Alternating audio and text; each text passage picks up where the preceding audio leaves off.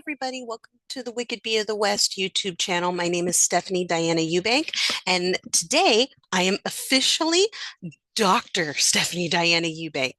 My dissertation was accepted and approved at Concordia University of Chicago, and I have officially earned my doctorate in business administration.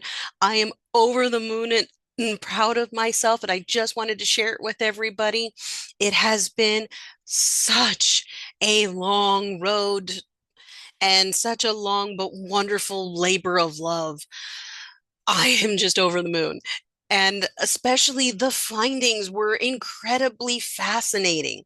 One thing that came up that was pretty interesting and kind of sets a tone for what we're going to see in the future of remote work is the fact that in the focus groups, those who were in leadership roles, uh, most of them did not believe that remote work should exist or could really have staying power, but that they themselves never wanted to return 100% into in-person work again. But they actually, in fact, wanted those in followership roles. So those who were actually doing the work and in non-leadership roles, that they should be forced to be back in the office, but not them as leaders. And remote followership or remote workers were like in their focus group separate. They didn't get to hear or know what was going on in the leadership focus group. They were very no, we don't ever want to go back to in person. If my company forces RTO, I'll just leave and go to another company that isn't. But on top of that, they also commented, which was really interesting, on not knowing precisely how their company is measuring their productivity and their communication and effectiveness.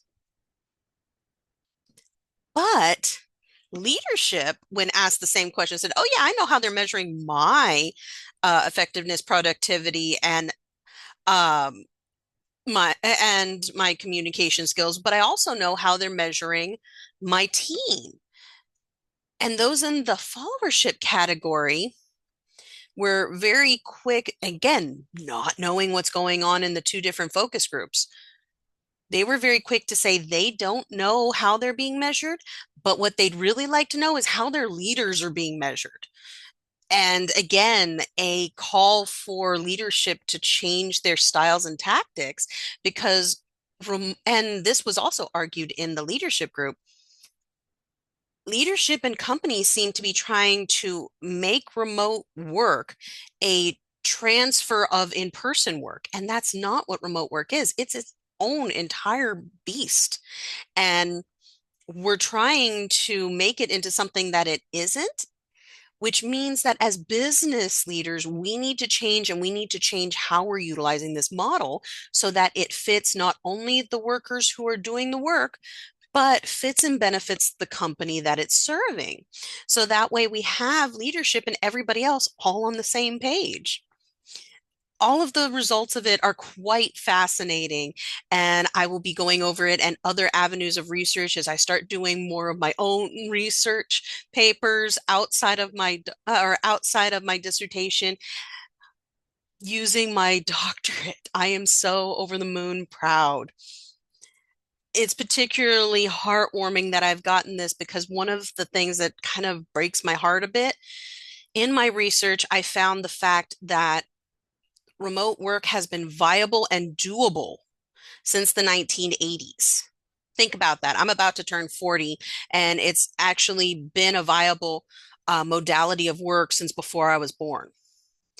And the reason it was never implemented full force, not even in the tech sector, was because too many of the researchers who were doing this either as practical literature or as peer-reviewed literature only looked at the leadership's focus of the research and found that the leaders felt it would hurt productivity if everybody went and worked remote. So that means for something that during COVID, we got to have a dry run of everybody doing remote work.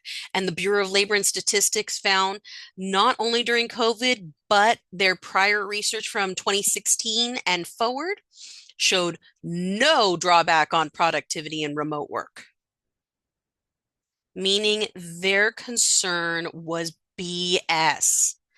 And working families would have been able to have better work-life balance and been able to better have more time with their family, with those that they're working so hard to provide for. And it had been denied to them because of the opinion of those in a leadership role who weren't necessarily looking at the benefits for their team. So, on this day that I have finally become Dr. Eubank, I am so excited to share with you all of the research and all of my findings, especially how it can help the future of business, because my dissertation proved even further that remote work is, in fact, here to stay. Thanks, everybody.